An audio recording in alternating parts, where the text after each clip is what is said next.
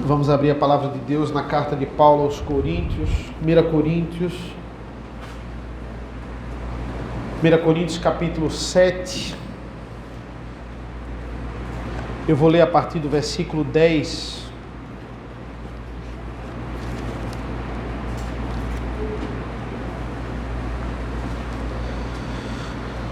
Coríntios capítulo 7. Eu vou ler do 10 ao 16.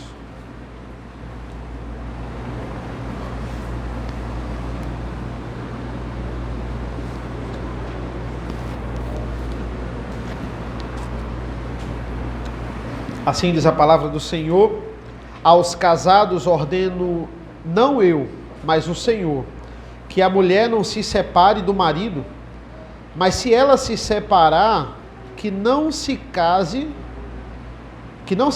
de novo, ou que se reconcilie com o seu marido, e o marido não se divorcie da sua esposa. Aos outros digo eu, não o Senhor: se algum irmão estiver casado com uma mulher não crente, e esta concorda em morar com ele, não se divorcie dela. E se a mulher estiver casada com um homem não crente, e este concorda em viver com ela, que ela não se divorcie do marido, porque o marido não crente é santificado no convívio da esposa, e a esposa não crente é santificada no convívio do marido crente. Se não fosse assim, os filhos de vocês seriam impuros, porém agora são santos. Mas se o não crente quiser separar-se, que se separe. Em tais casos não fica sujeito à servidão, nem o irmão, nem a irmã. Deus chamou vocês para viverem em paz. Pois você, ó mulher, como sabe se salvará o seu marido? Ou você, ó marido, como sabe se salvará a sua mulher? Até aqui a leitura da palavra do Senhor. Vamos orar. Senhor nosso Deus, nosso Pai, nós te agradecemos por essa noite. Te agradecemos porque o Senhor é um Deus maravilhoso e guia as nossas vidas. Abençoa, Senhor, este culto. Abençoa as nossas vidas para que possamos entender as suas maravilhosas verdades. A capacidade de entender as verdades não vem de nós, mas é o Senhor que nos ilumina. Esteja conosco nessa noite, em nome do teu Filho amado Jesus. Amém. Amém. Irmãos, como é difícil na nossa sociedade nós falarmos sobre o assunto desse texto. O assunto desse texto fala sobre divórcio. E o divórcio, infelizmente, ele adentrou no ambiente cristão. E por que é difícil falar sobre isso na sociedade? Porque a sociedade ama o divórcio. A sociedade colocou em prática isso. E por quê? Porque a nossa sociedade ama o prazer, ama o amor. É interessante isso, é a idolatria do amor. Só que amor sem Cristo não é verdadeiro amor. O que nós temos um amor fora de Cristo é um falso amor. Eles não buscam o amor verdadeiro. Nós encontramos na nossa sociedade frases do tipo: eu me divorciei para ser feliz. Eu não casei com o amor da minha vida. Eu me divorciei para encontrar o amor da minha vida. Esse é o tipo de frase de pessoas que se divorciam. Existe um grande pastor, pregador e escritor chamado John Piper. E é interessante que ele prega assim, ele prega que em nenhum caso você pode casar novamente depois do divórcio. É interessante isso. Ele diz assim, pode até haver divórcio em algumas situações específicas, mas você não pode casar de novo de forma alguma. E, infelizmente, tem uma leva de jovens pastores que seguem essa linha. Essa linha que eu vou dizer a vocês aqui é antibíblica e pior, é antipastoral. É antipastoral. Imagina você ter um jovem casado que talvez ele foi abandonado pela esposa, um abandono de forma irreversível, ele é traído, ele é abandonado pelo seu cônjuge. O seu cônjuge vai e prefere outra pessoa depois de ter casado, abandona ele, e agora ele vai ter que lidar com essa situação. Uma vez que ele casa até por necessidade, lembremos do versículo 9, né? Olha, é melhor você casar do que viver abrasado. E de forma não pastoral, alguns pastores vão lá e colocam na mente dessa pessoa a obrigação que Deus não colocou e a lei que Deus não escreveu. De que de forma nenhuma, nesse caso, aquele homem pode casar novamente. Lembrem-se no Antigo Testamento, quando o povo estava voltando do cativeiro, e muitos estavam com mulheres descrentes, não eram de Israel, mulheres pagãos, e eles foram obrigados a se divorciarem delas. É até uma passagem bastante movimentada. E o que é que Paulo faz aqui na igreja, irmãos? Ele está dizendo, ele está falando do assunto casamento, né? Ele está dizendo assim, olha, vocês não compreendem o verdadeiro casamento. O assunto sobre casamento, ele precisa ser melhor compreendido. Primeiro, como que no mundo pagão, onde as pessoas, elas não conhecem a Deus, né? Qual é o caso aqui? Era um caso que não acontecia, por exemplo, na época de Jesus. Mas na igreja de Paulo, o que é que estava acontecendo? Dois descrentes, de repente um ia lá na igreja e ficava, e o outro não queria. Eu tinha metade da família que estava na igreja, a outra metade era ímpia. Agora que o evangelho se espalha para os gentios, essa realidade é muito visível na igreja de Corinto. Muitos gregos, os dois casaram, eles não eram crentes, mas na hora, um é convertido e um vai para a igreja e o outro não vai. O que fazer diante dessa situação? Esse era um grande problema na igreja de Corinto, porque o que é que os judeus estavam falando dentro da igreja? Eles estavam dizendo assim, vocês devem se separar do ímpio. Os judeus estavam dizendo isso dentro da igreja de Corinto. Olha, você foi convertido, você está na igreja, e seu marido não quer vir. Você já pediu para ele vir, ele não quer vir, então se separe dele, você pode se separar. Porque como é que você vai conviver com o ímpio? Como é que você vai ser uma só carne com o não crente? Já que ele não quer vir para a igreja, abandone ela. Era isso que os judeus estavam incentivando. E Paulo, veja, Paulo está falando sobre o tema aqui, casamento, e Paulo vai mostrar por que isso é um erro. Por que incentivar esse divórcio é um erro? Primeiro entenda, ele vai falar de um casamento, o casamento e a obrigação do casamento de modo geral, e sobre o divórcio. Ele vai dizer nos versículos 10 e 11, de um modo geral, aos casados ordeno, não eu, mas o Senhor, que a mulher não se separe do marido, mas se ela se separar, não se case de novo, ou que se reconcilie com o seu marido, e que o marido não se divorcie da sua esposa. Qual é o conceito geral? O conceito geral é que divórcio é proibido. Divórcio não pode ser incentivado na igreja e não pode ser a primeira opção na igreja. Toda vez que um casal brigar, a gente chega a dizer, realmente não dá não, tem que divorciar. De forma alguma. Sempre a prioridade é a restauração, não pode se divorciar. Essa é a regra geral. Mas olha o que é que ele fala a partir do versículo 12. Aos outros, digo eu, não o Senhor. Calma. A Bíblia não é a palavra de Deus? Paulo pode expressar uma opinião dele dentro da palavra de Deus. A Bíblia não é o que o Senhor diz. Como é que agora eu vou dizer, Paulo vai dizer a opinião dele diante dessas verdades? Olha, digo eu, não o Senhor. É a mesma coisa. Será que é a mesma coisa de eu chegar para você, olha, isso aqui é a minha opinião, não sei se Deus aprova ou não, mas essa aqui é a minha opinião. Isso pode na palavra de Deus? Como é que eu acredito que a Bíblia não tem erros? Se Paulo está falando a sua opinião, está dizendo assim, ó, digo eu, não o Senhor. E é claro que isso precisa ser explicado.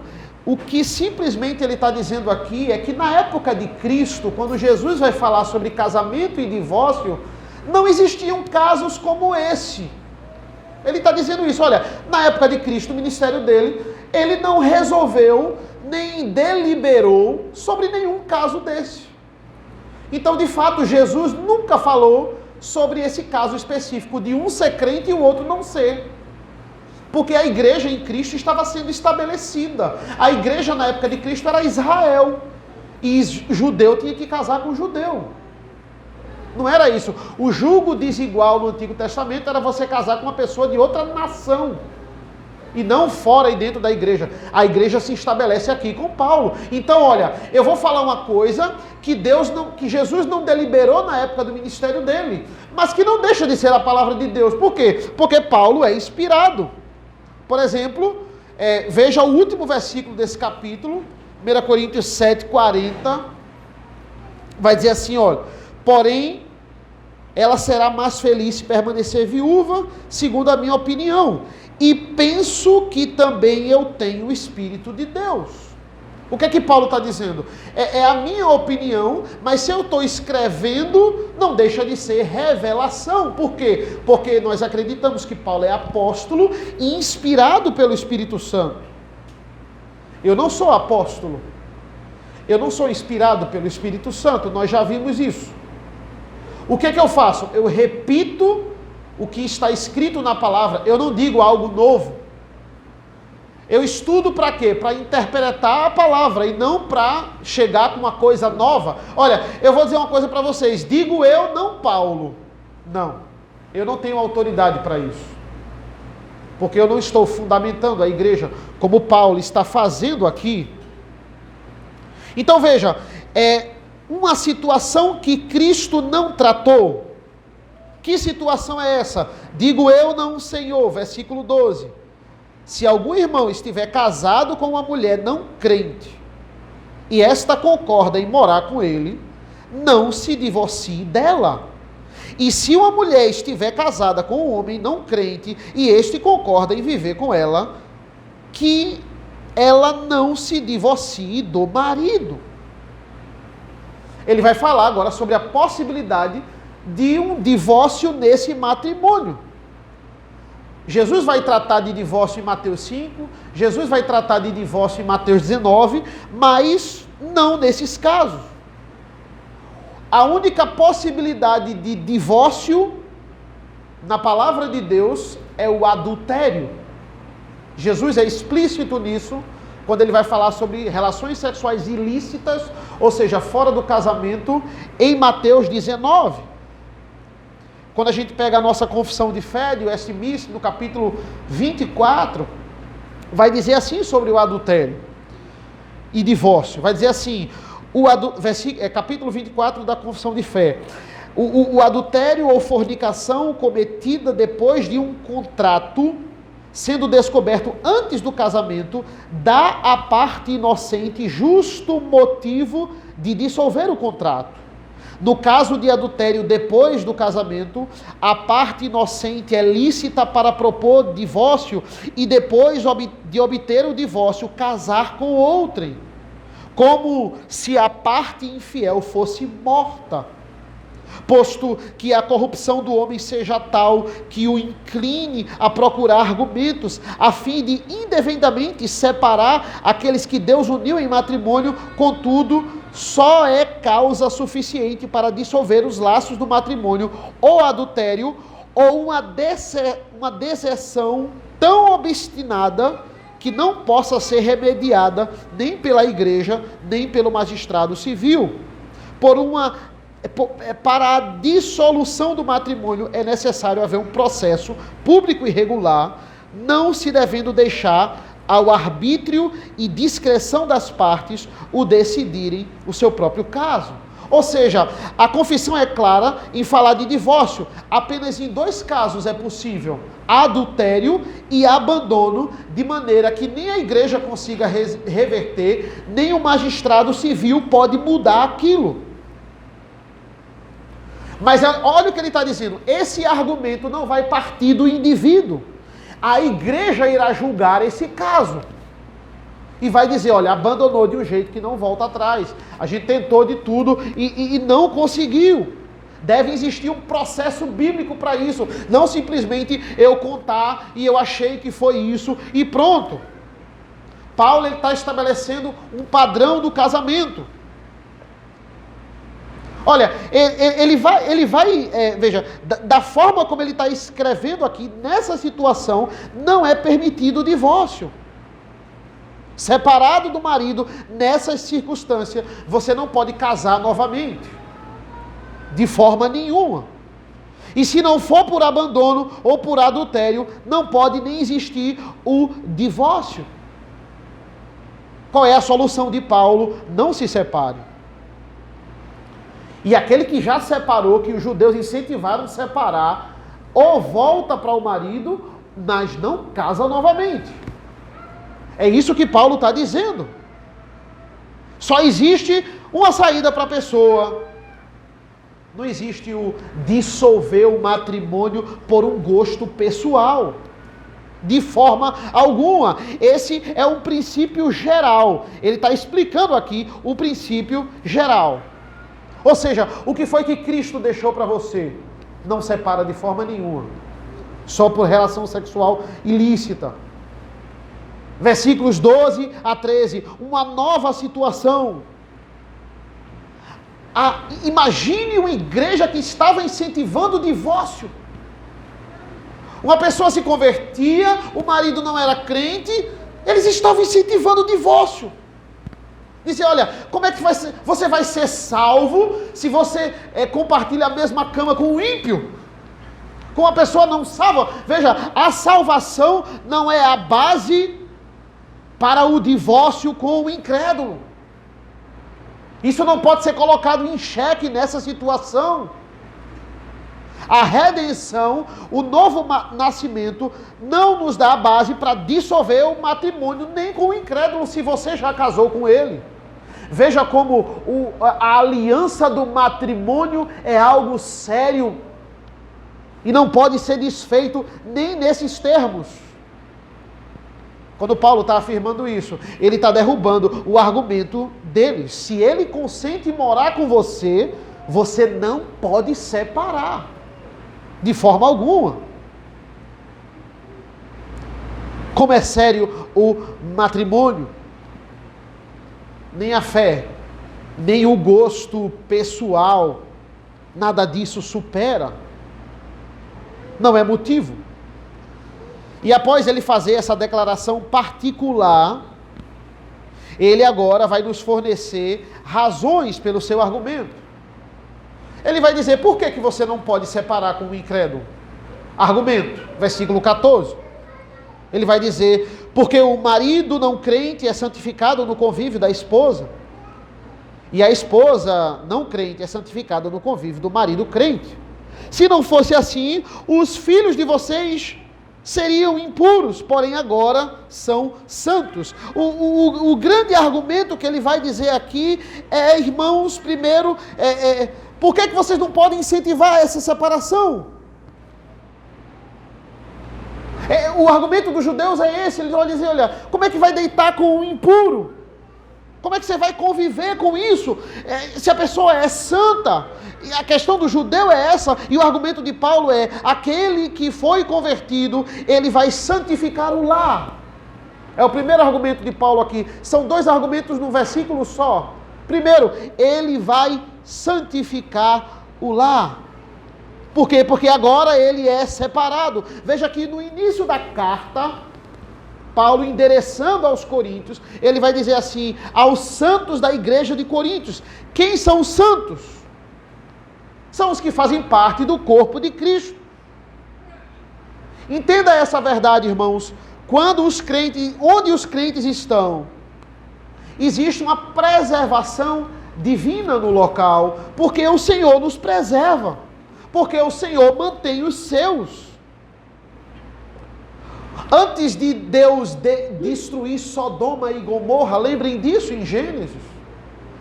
Por que Deus ainda não tinha aniquilado Sodoma e Gomorra? Porque tinha uma família lá, que era a família de Ló. Faltava a família de Ló sair para ele aniquilar Sodoma e Gomorra. E é interessante aquela negociação que Abraão faz com Deus para ver se salva alguém de Sodoma e Gomorra. E Deus vai dizer: se ao menos tiver 5 lá, que sejam salvos, que não mereçam ser mortos, eu salvo a cidade toda. E não tinha. Deus vai tirar Ló e a sua família. A única coisa que estava segurando a ira de Deus em Sodoma e Gomorra era a família de Ló. Quando Deus tira, no tempo dele, no determinar dele, ele providencia a destruição. Mas venhamos e convenhamos, talvez essa não seja a melhor analogia. Porque veja, aqui não é simplesmente alguém que está morando no lugar errado como Ló e é sair para ser destruído. Aqui temos uma pessoa que assumiu um pacto com outra. E é uma só carne com o ímpio. Esse é o argumento do judeu. Como é que você vai permanecer uma só carne com o ímpio? Só que o argumento de Paulo é mais profundo que o deles. Ele não está simplesmente defendendo que você continuando com a parte ímpia, talvez ali com o convívio, ele talvez venha para a igreja e é só por isso que você deve ficar. O argumento é mais profundo. Ele está olhando para eles e veja, eles não são salvos por causa do ato externo da circuncisão. O judeu não é só isso. A circuncisão é um ato externo, assim como o batismo, assim como a Santa Ceia. A ceia não nos salva, o batismo não nos salva. É um símbolo, é um sacramento, porque Jesus está presente. Mas entenda, ele olha para os judeus e ele joga contra eles. Quantos judeus são circuncidados, mas vão para o inferno porque não acreditam em Cristo como mediador? E se você não acredita em Cristo, você não chega a Deus. Quantas expressões são colocadas no Antigo Testamento? Olha, vocês são circuncidados, mas o que na verdade vocês precisam circuncidar é o coração de vocês. A questão é, Paulo está jogando contra eles, está dizendo assim: olha, vocês só estão na igreja porque os pais de vocês passaram a palavra de Deus para vocês. Primeiramente, Deus no seu plano, e segundo, na instrução dos seus pais. Agora ele joga aqui no segundo argumento do versículo 14. O que é que vai acontecer com os filhos desse casal, que um é crente e outro não é, e vocês estão incentivando o divórcio? O que é que vai acontecer? Vocês, judeus que foram abençoados com a palavra que os pais de vocês passaram, o que é que vai acontecer com o casal que vocês estão recomendando se divorciar e os filhos desse casal? Como é que eles vão conhecer a Cristo nessas circunstâncias? Se a parte ímpia quiser ficar com os filhos no divórcio, ou mesmo se não ficar numa possível guarda compartilhada, a parte ímpia vai influenciando cada vez mais, porque não está nem com você mais ali no lar, só está com o pai ou a mãe ímpia. Numa família formada, é a parte salva que deve abandonar? É isso que Paulo está indagando aqui para os judeus? É justamente o salvo que deve pedir o divórcio? É isso? Se Deus odeia o divórcio, será que isso é prudente? É isso que os judeus estavam propondo. A família de vocês não foi destruída, ele está dizendo aos judeus, e vocês querem destruir a família dos outros? Isso era legalismo. Isso era acrescentar no que não está na palavra de Deus. Muitos fazem isso. É o argumento aqui, o segundo argumento dele no versículo 14. Se não fosse assim, os filhos de vocês seriam impuros, porém agora são santos. Esse é o argumento. Como fica a situação de um filho onde um pai é crente ou a mãe é crente e a outra parte não é? Paulo vai dizer, eles são santos. Eles são considerados parte da família da aliança. Da mesma forma de um filho de pais crentes, os dois crentes. Eles são santos. Os batistas, né? A congregação batista, não são todos que acreditam nisso, mas a maioria, eles levantam a seguinte indagação quando nós falamos desse argumento e dizemos que Paulo está interpretando dessa forma. Eles vão dizer assim, então já que é para batizar os filhos desse casamento, onde um é crente e outro não é, batiza logo o marido também, ou o marido ou a mulher descrente também. Né? Afinal, ele não está sendo santificado igual aos filhos? Esse não é o argumento? Então você batiza também o cônjuge ímpio, não tem problema. E qual é a resposta para isso, né? O objetivo de Paulo não é defender que a criança vira salva quando agora ela está com ou o pai ou a mãe crente. A questão não é essa aí, a questão é que agora a criança, se tem ou a mãe ou o pai na igreja, ela é filha do pacto. Esse é o ponto, ela é separada, ela é tirada do ambiente comum, porque agora vai ser apresentada a ela a palavra de Deus. É o mesmo argumento e peso que temos de querer batizar os nossos filhos, onde a família todos são crentes. Se uma das partes é crente, esse casamento pode e deve inserir o filho na aliança. Da mesma forma que o ímpio concede ali, quer casar, continuar casado com um crente, ele vai conviver com uma pessoa diferente agora. Essa pessoa que foi convertida, ela vai começar a ler a palavra de Deus em casa, ela vai começar a agir de forma diferente, a agir de forma mais prudente, e isso de fato vai impactá-lo. Paulo está dizendo, ele é abençoado, porque a outra está obedecendo. É que nem ele é abençoado por tabela. O adulto é diferente da criança. A criança é batizada quando um dos pais ou os dois pais são crentes. Mas por que o adulto não é batizado? Porque ele precisa declarar com os lábios que professa a fé que ele está, que ele está concordando com aquilo, que ele concorda com a palavra de Deus. Se ele é ímpio e se ele se mantém ímpio, não tem condições dele afirmar isso. Paulo fala no início da carta. Eu estou falando aqui aos santificados da igreja. Isso concorda com que ele agora considera que os filhos daquela pessoa que trouxe, eles são santos agora. Eles são inseridos, eles são declarados santos. Versículo 14, porque o marido não crente é santificado no convívio da esposa, e a esposa não crente é santificada no convívio do marido crente. E Paulo, entenda irmãos, Paulo não está defendendo aqui, é uma coisa que nós precisamos deixar claro, Paulo não está defendendo aqui casamento misto. Casamento misto é totalmente condenado na palavra de Deus. Ele está falando aqui de um casal que eram descrentes e agora um deles foi convertido. Em muitos contextos aqui, nesse contexto grego aqui, nós temos famílias pela metade no meio da igreja. Isso aconteceu muito. O primeiro argumento dele é: o casamento não pode ser desfeito. Nem crente com crente, nem descrente com descrente. O segundo argumento é: entre o crente e o descrente, se eles estão casados e a parte ímpia decide ficar com a parte salva, também não pode separar do mesmo jeito. O crente que se aparta do ímpio porque ele simplesmente é incrédulo, está pecando, precisa viver com ele. E os filhos se tornam santos porque agora são santificados no convívio da parte crente. Por isso que é exigido que no batismo infantil o pai ou a mãe sejam crentes e membros da igreja. ou os dois cônjuges, ou um dos cônjuges. Por exemplo, não foi o meu caso, eu vim para a igreja presbiteriana com 15 anos. Então, no meu caso, não se caracteriza mais como batismo infantil, porque eu agora, de uma vez, eu fui batizado e fiz a profissão de fé.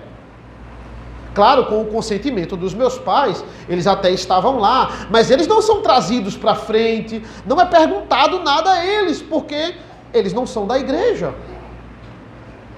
Mas eu posso responder, porque nós entendemos que quando se adquire uma certa maturidade, 12, 13 anos, podemos responder as perguntas e já de uma vez eu fiz a profissão de fé e o batismo.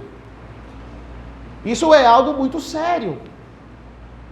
E deve ser feito assim. Isso não é caracterizado, como eu disse, como batismo infantil. Mas vamos supor, irmãos, que uma criança de 8 anos começa a frequentar a igreja. Ela tem 8 anos e isso pode acontecer, isso é muito raro, mas pode acontecer talvez. Ela não vem com os pais, ela tem 8 anos e ela quer se batizar. Ela não tem o consentimento dos pais, ela vem sozinha. Ela deve esperar uma idade considerável de maturidade para ela fazer o batismo e a profissão de fé. Por quê? Porque o batismo infantil é um pacto com os pais. Sem os pais não dá para batizar a criança sozinha. Esse é o caso. Por exemplo, Eduardo, e um neto que vem com a sua avó? Depende, ele é criado pela avó? Se ele é criado pela avó, a avó responde por ele. Ele é criado pelos tios, os tios respondem por ele. Mas se ele é criado pelos pais e ele só fica no final de semana com a avó e os pais criam ele não pode ser batizado. Vai se esperar ele ter a maturidade de fazer a profissão de fé e também ser batizado. Entendem? Porque é um pacto com os pais. Agora, se um dos cônjuges for crente, membro da igreja, vai vir, vai responder as perguntas e pode, claro, e deve ser batizado. Essa é a ideia. Nós não ficamos no desespero dele ter que ser batizado imediatamente, como a igreja católica, porque se não for batizado vai para o inferno. Nós não acreditamos que nem batismo nem ceia é critério de salvação. Se espera ele adquirir a maturidade e se faz a profissão de fé e o batismo. Agora Paulo, ele vai adentrar na razão do divórcio. É o terceiro e último argumento dele aqui, a partir do versículo 15. Quando se pode o divórcio? E agora em nenhum dos casos que ele citou, se pode, podia. Mas agora a partir do versículo 15 ele vai dizer: mas se o não crente, quiser separar-se, que se separe. Em tais casos não fica sujeito à servidão, nem o irmão, nem a irmã. Deus chamou vocês para viverem em paz. Agora a situação muda. O descrente, ele não quer ficar com a parte crente. Ele diz: não, você agora vai para a igreja, então eu não quero mais ficar com você. Eu vou lhe abandonar. Então se separe. Nesse caso, o divórcio é permitido. Deus vos chamou à paz. Olha um caso, por exemplo, na Bíblia, de um casal, de uma família pela metade, que gerou uma bênção, que foi Timóteo. A mãe de Timóteo era judia e o pai de Timóteo era grego e não era crente. A mãe e a avó de Timóteo vão criar Timóteo na palavra de Deus. E Timóteo vai ser circuncidado porque a mãe era judia. E a mãe era crente. Ele vai ser, além de batizado depois, ele vai ser circuncidado. E ele foi criado biblicamente, né? Não de forma geral, ele foi criado também pelo pai, mas biblicamente ele foi criado pela mãe e pela avó. Mas se o incrédulo não quiser viver, que se aparte. Jesus já havia falado da regra geral, versículos 10 e 11, mas se não existe, se não existisse alguma exceção à regra, para que Paulo está falando sobre isso aqui? Paulo vai levantar a exceção da regra porque justamente é algo que Jesus não falou em seu ministério, e é uma nova demanda aqui na igreja de Coríntios. Se ele quiser ir embora, que se aparte. Ele vai dizer, ó, em tais casos, nesse caso, ou seja, apenas nesse caso, ele vai dizer, você está livre da obrigação de tentar se reconciliar com ele. Você está livre da obrigação de tentar voltar, porque ele quer lhe abandonar, porque você é crente. Ele não quer mais ficar com você pelo fato de você ser crente. Porque ele decidiu ir embora. Então, você não está obrigado a querer restaurar esse relacionamento. O que é que Paulo está permitindo aqui? Paulo está permitindo o divórcio nesse caso. Ou seja, você não está mais sujeita ao princípio do casamento mostrado no conceito geral dos versículos 10 e 11. Você está livre desse casamento, porque não foi você quem buscou se apartar do incrédulo. Você está livre disso aí. Por quê, irmãos? Porque a tendência natural é o incrédulo se apartar. O mais natural é isso. Por quê? Porque muitos não conseguem conviver com aquela rotina diferente de santificação da sua esposa ou esposo que estão vivendo agora. O natural é isso acontecer. Mas não pode ser uma imposição. Se simplesmente ele dizer assim, olha, vá para a igreja, adore seu Deus, como a gente tem muitos casos, por exemplo, na Assembleia de Deus, de uma pessoa, geralmente a maioria são mulheres, mas tem homens também, e o ímpio consiste em ficar, não pode se separar, não pode ser uma imposição. Olha o argumento do versículo 16, que é o último versículo. Ele vai dizer assim, ó, pois você, ó mulher, como sabe se salvará o seu marido? Ou você, ó marido, como sabe se salvará a sua mulher? Veja, qual é o argumento? Você não pode insistir nesse casamento se ele não quer, na certeza de que se vocês permanecerem juntos, ele vai ser salvo. Não, eu vou insistir, mesmo ele não querendo, mesmo ele for embora, eu vou atrás dele, porque ele só vai ser salvo se ele ficar perto de mim. Você não tem essa certeza, é isso que ele está dizendo. Você não pode garantir isso. Pedro vai dizer isso em uma carta, né? Era outro contexto da parte de Pedro. Muitas mulheres da igreja, crentes e o marido descrente. Ele vai dizer, ganhe o seu marido pelo silêncio, mas se ele não suportar a verdade, ele irá se apartar. Ou seja, não é com imposição. Olha o argumento dele. Deus vos chamou à paz. Não dá para focar numa tentativa de trazer esse incrédulo para a igreja, para os pés do Senhor, se ele deseja se apartar. Se ele deseja se apartar, que se aparte. A paz é estabelecida quando ele se aparta. Porque o atrito que existia era insuperável. Tem aqueles casos de mulheres desesperadas na família que querem trazer o marido para a igreja e elas não param de falar do evangelho e mesmo quando ele não quer ouvir, elas insistem. Olha o que Pedro vai dizer: ganhe o seu marido em silêncio. O modo como você vive, a forma como você age diante das situações, isso já vai impactar a vida dele. Quem sabe um dia ele vai querer ouvir de fato, porque vem pelo ouvir, ele precisa ouvir, não é o modo de vida que vai salvar ele, mas de fato ouvir, mas o modo de vida é a porta aberta para ouvir. A nossa sociedade, irmãos, ela trata o divórcio de forma banalizada. Na verdade, ela incentiva o divórcio. Como é fácil se divorciar nos dias de hoje. Mas Paulo é claro em lembrar o ensinamento de Cristo. Ele diz que o divórcio não pode acontecer. O incentivo ao divórcio é algo que deve se apartar das nossas igrejas. Se existir essa possibilidade, deve-se estabelecer um tribunal eclesiástico para que essas pessoas que queiram se divorciar sejam disciplinadas. Quantos pastores, irmãos, eles buscam se divorciar e eles se escondem atrás de amizades, de politicagem no meio da igreja, e eles são verdadeiros escândalos para as suas igrejas. Eles se escondem, eles não são julgados.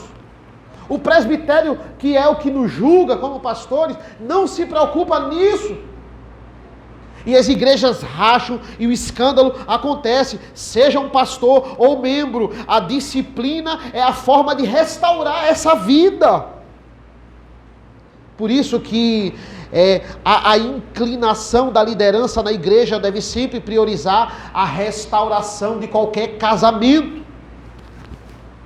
Mas aqui, nesse caso em particular, a parte ímpia abandonou. Deixe ele ir. Deus vos chamou a paz. Deus chamou vocês para viverem em paz. O que é que Deus está priorizando dentro de um lar? É a paz. O que é que deve ser exaltado dentro de um matrimônio? É o amor conjugal. É a paz dentro do lar. Irmãos, o amor conjugal, ele é algo superior. Ele é algo especial. É um amor exclusivo. É um amor que não pode ser comunicado ao outro. Por exemplo, eu vou entrar num assunto delicado aqui. Mulheres que amam mais os filhos do que ao próprio marido. Maridos, homens que amam mais os filhos do que a própria esposa, é estranho. Porque o amor da esposa com seu marido é diferente do amor que ela tem para os filhos. Um dia, irmãos, se Deus permitir, eu vou casar a minha filha. E a minha filha não vai mais morar na minha casa. É estranho pensar nisso hoje. Desde que ela nasceu, ela mora lá. Mas vai chegar um momento que isso vai acontecer. Um dia, nós vamos casar os filhos de vocês, para a glória de Deus. E existem pais aqui que os filhos que já são casados. E olha que interessante, eu comecei sozinho com a minha esposa. A gente começou só eu e ela. E a gente vai terminar sozinho. Como a gente começou. Se Deus permitir, claro. Se essa for a vontade de Deus. Nós vamos terminar como começamos. Sozinhos também. Apenas nós dois. Entenda, esse é um amor diferente. É um amor, eu amo a minha filha, mas eu tenho um amor diferente com a minha esposa. E ela também comigo. Vai chegar um dia que Isabel vai amar um homem com um amor diferente do amor que ela sente por mim. Um amor diferente do amor que ela sente pela mãe dela. O homem, quando sai de casa e ele deixa a sua esposa, ele peca. Mas o filho e a filha, quando saem de casa e casam e deixam seus pais, eles são abençoados por Deus. Um é um abandono para a perdição e o outro é um desvincular para a glória de Deus. O marido, quando sai de casa, ele peca. É outra relação, é outro sentimento. O filho pode sair de casa, o filho pode se apartar dos pais, mas o marido não pode, mas a esposa não pode. O amor entre o esposo e a esposa deve superar. É algo mais inviolável que o amor aos filhos. Por isso que nós temos tantos casais que ficam juntos com os filhos. Quando os filhos vão embora, eles se separam. Por quê? Porque eles não sustentaram o amor conjugal, esse amor especial. Porque você pode sair da casa dos seus pais, mas você não pode sair da casa no seu casamento. Porque esse amor é superior. Os filhos não podem amar mais os seus pais do que o esposo e a esposa.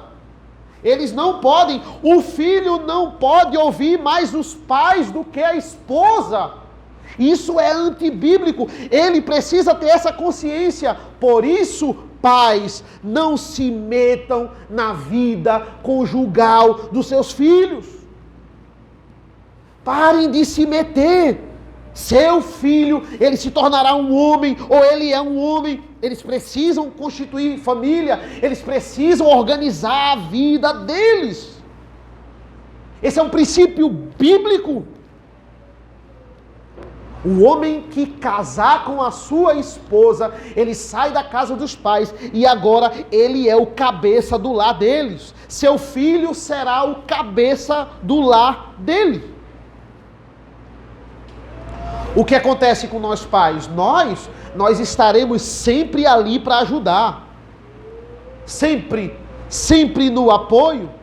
Mas as decisões deles, quem toma a partir daquele dia são eles. Ele vai decidir o que é melhor para a família dele, para o casamento dele.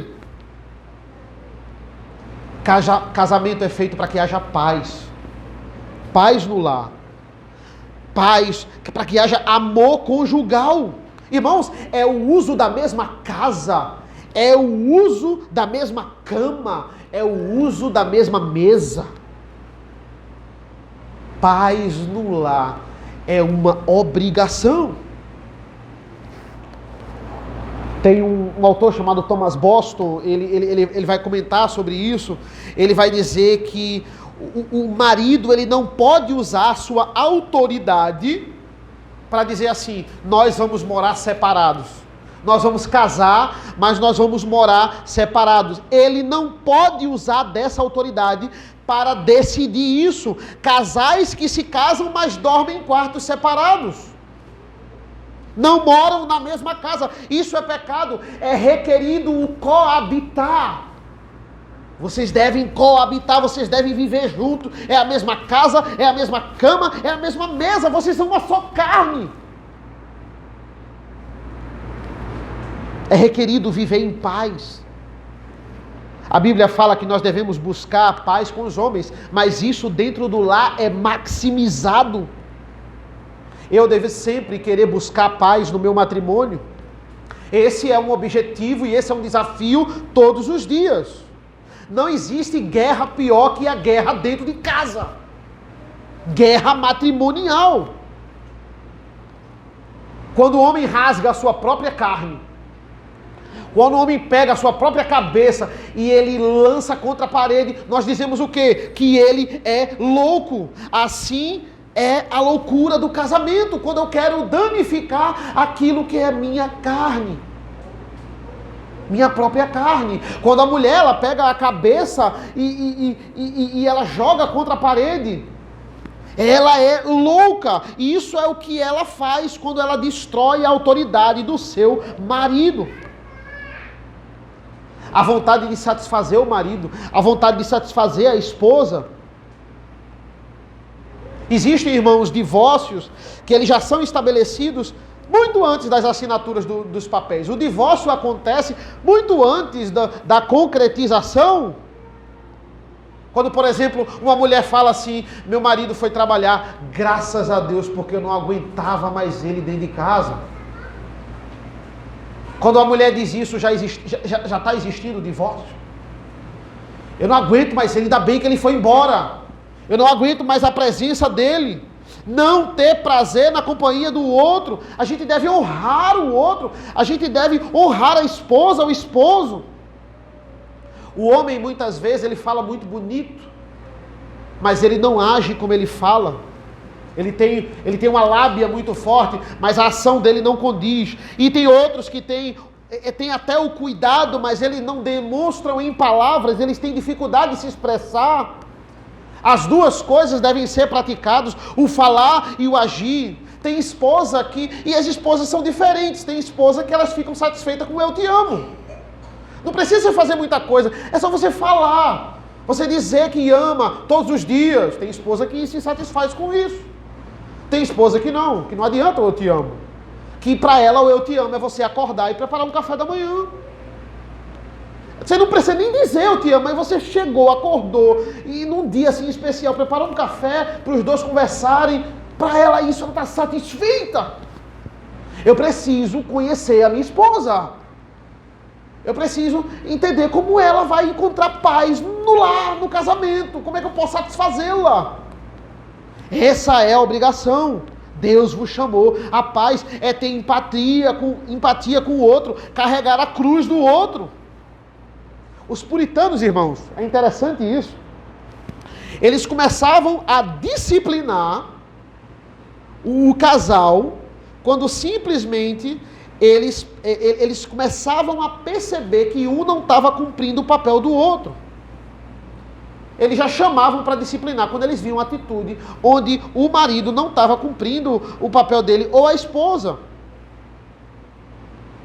Casais que estão divorciados, morando juntos. Os puritanos, quando eles descobriam que o casamento não estavam tendo, por um determinado tempo, vida íntima conjugal, eles disciplinavam. Eles já encaravam como divórcio. Vocês se divorciaram já. Quanto tempo sem vida íntima conjugal se divorciaram? Olha que coisa. Por quê? Porque ele diz, vocês estão abrindo porta para adultério. Vocês já abriram, vocês escancararam as portas para o adultério. Vocês já merecem ser disciplinados. Esses eram os puritanos. Não apenas cuidar do corpo um do outro, mas da alma um do outro. Veja como é terrível uma pessoa que é da igreja, ela decide casar com uma pessoa que não é. Veja como isso é terrível. Imagina na hora de que, quando ela está passando por uma angústia, o outro não pode ajudar. O outro não tem base para isso. Não é só você satisfazer o seu corpo, é você satisfazer a sua alma. O outro vai satisfazer a sua alma. Na hora da angústia, na hora do aperto, o outro não sabe lidar com a situação, ele não tem nenhuma palavra bíblica, ele não dá para ele orar com você, porque ele não entende, porque ele não quer. Imagina essa situação. A gente não pensa isso quando entrega os nossos filhos ou quando eles se relacionam com pessoas que não são da igreja. Como isso é triste. E como Deus é misericordioso, talvez comigo ou com você, com alguma situação de que éramos descrentes e agora toda a nossa família está na igreja. E se não existe isso aqui, vamos orar. Se só uma das partes é crente, vamos orar. Vamos orar porque Deus determina todas as coisas. O fim do casamento é a paz. Deus lhe deu uma esposa, Deus lhe deu um marido para que haja paz. Deus está lhe chamando para que haja paz no seu lar. Que as nossas crianças, irmãos, elas se tornem mulheres e elas se tornem homens de verdade. Homens que amam suas esposas, maridos, busquem a glória de Deus no casamento, busquem a paz. E quem devemos nos espelhar? Nós devemos nos espelhar em Cristo. Cristo, Ele é o noivo perfeito. Por quê? Porque Ele já venceu tudo pela noiva. Ele já providenciou tudo. O noivo é o provedor. Ele já providenciou tudo. Ele venceu a morte, o mundo e o diabo. Por isso que o casamento, ele entra até para as bem-aventuranças. Porque nas bem-aventuranças diz assim, bem-aventurados os pacificadores, porque eles são chamados filhos de Deus. Ser bem casado é ser um pacificador para a glória de Deus. Amém. Vamos orar. Senhor nosso Deus, nosso Pai, nós te agradecemos pela leitura da Tua Palavra.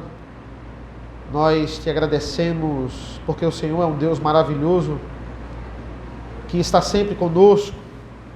É um Deus que nos guarda, que nos ampara. Nos abençoa, Senhor, porque nós não sabemos como tratar o outro da forma como te glorifica, tratar a nossa esposa, tratar o nosso cônjuge para a Tua glória, que a Tua glória também seja o foco em nosso casamento e nos futuros casamentos que ocorrerão. Ser com as nossas vidas, é isso que nós pedimos e agradecemos em nome do Teu Filho amado Jesus. Amém. Amém, meus irmãos, vamos louvar ao Senhor, vamos ficar de pé.